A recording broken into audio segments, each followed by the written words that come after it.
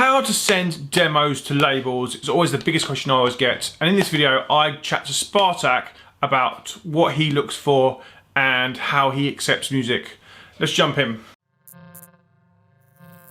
Hey, it's Grahame from Data Transmission, and today on The Big Question, I chat to Spartaque, the techno DJ from Ukraine. He runs the labels IAMT and Codex. We talk about his labels, we talk about how he signs music and how the process he goes through when he's looking for artists, what sort of artists he looks for and what his labels support. This conversation is actually part of a bigger conversation from my podcast. If you go into the caption below, you'll find a link to the full podcast and you can listen to the full conversation with him. In that, we talked about Spotify, labels, publishing, and a load more. Go and have a listen to the podcast. We have some different interviews each week, each Monday. So go and check those out. But in this video, we're going to chat to him about sending demos, sending labels. I had a great chat with Spartaque and it was really interesting. He's obviously has a wealth of knowledge and a wealth of experience, and his labels are obviously well known within the techno sphere. Let's, without further ado, let's jump in and see what he says about how he accepts labels and how he accepts demos, and what he looks for. Let's go. And for example, with our labels, IAMT we keep for the young artists. And for us, it doesn't matter. For me, it doesn't matter if you have released on big label or not. If you're young artist with great music, we will take your track and we will release this track, and we will support it the same as we support it as we support my tracks. Nice. It will be completely the same PR and management. Everything will be the same. That's really cool about IAMT, about you taking on smaller artists. I love that. And I'm really interested in your thought, like how you sign music. Yeah, that's very good question. First, because I honestly reject a lot of emails because first of all, and this is big pain for me. I mean, not big pain, but this is something I want to share with artists. I hope they see, and I'm trying to tell this every time. First of all, the way they have to send the email and the way they have to compose the message to me, because if we have, for example, the rules on our website everywhere. Even we ask the labels are like there are some pages like not label base, you know, where you can get. We ask them to add our rules of, like, for example, SoundCloud link only. Please write us text who you are, what is your mission, the labels, the background. What do you think about your music, the label? And for me, of course, if I see the link, like first, I always reject if I see that artists have sent to many labels the same email. I think everybody does this. I will never listen. For me, I push one button straight. I click to spam. If I see the email like this, I click to spam. I don't want to see never. I don't want to see never the email from this guy anymore. So this email goes straight to spam. If I see if I see that artists, for example, send me the links, I reply to every email.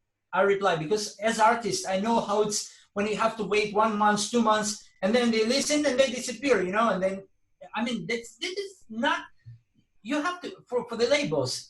You have to appreciate if artists wants to sign the track, they see your label, they believe in your labels, they send you the track, your music, something that they have created. For many artists, track is like a child. It's something unique. If it sounds bad, for them, it's something like it's a part of them, and they send it to you, so they believe in you. And what you do as label, you listen in 2 months or in one, and never reply. It's not. I mean, artist shows you respect, and you show nothing. I mean, you show nothing. And I think in my case, I'm trying always to reply. If I don't like the track, I know that somebody on the other side is waiting for it probably will. It doesn't send to anybody else, so I have to reply. If I don't like, maybe another labels will take this track, so I always reply.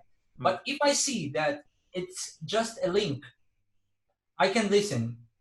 But I will never reply if I don't like. So if you have no time to write me something, at least to say hello, if you add me just the link, I will have no time to reply you back, you know? Yeah, I love that because I'm such a stickler for if I just get a link in an email, usually it's a reply I usually reply going, wow, not even a hello today. How are you, my friend? Thanks for sending me news. Yeah. I find it so rude. I always put it as the equivalent of, would you walk up to someone in the street and just hand them a USB and then walk off? Yeah, exactly. Yeah. Like you wouldn't do it, would you? Like, yeah, you see, like, I don't know, for the rich audience playing at the party, and you come, like, you give me and go away. Yeah, it's exactly that, isn't it? It's like exactly that. Yeah, that's. I mean, this is sort of education, but you see, at least you write them down. I don't want to reply. If I see that somebody, because I ask, I really hate when I have emails like with 10 links. Why you cannot combine them in the one secret into one link? So I write this. Thanks a lot, but please, for the next time, could you? We are not sure about these tracks, but please, for the next time, could you please gather all these tracks in one secret playlist? But if I like the track, for example, sometimes I listen to the track because when you check demos, there are a lot. So when I listen to the track, and I'm not sure, it's okay, it's fine, but I cannot say that, yeah, I like it. But if I see that artists have written like, I have releases here, I've released like for 12 years, I'm a resident there, I was playing there, or come on, I'm starting my career, but something like the message. So this will force me to go back and listen more carefully. A few times happened to me when I checked like the artists have released already, for example, on Phobic or some good labels, but I didn't like the tracks from the beginning. Then I go back because I see that, yeah, that's a good social proof that these artists already have. It's not bad artists. Something I have to check more carefully. So I go back and listen, and I listen more carefully. But honestly, still, I'm super happy that we have these few labels. So I right now I do not have to count just on the artist profile or whatever. We released artists without even Instagram, so people even have no Instagram, but we still release them if I like music. And it's cool that with IAMT, I do not have to keep it like to be cool enough to take this artist, or like, I think this is, I'm super happy that right now we have built this kind of system, that it works like this way. I hope you found it useful. I did. Like I said, I enjoyed that whole conversation with him. I hope you found it useful. If you did, please consider subscribing to the channel.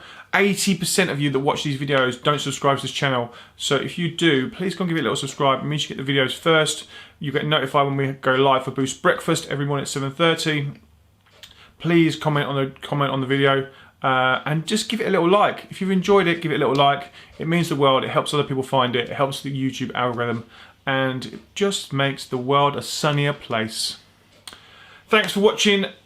I've been Graham Farmer, and I'll see you in the next video. See you soon. Bye-bye.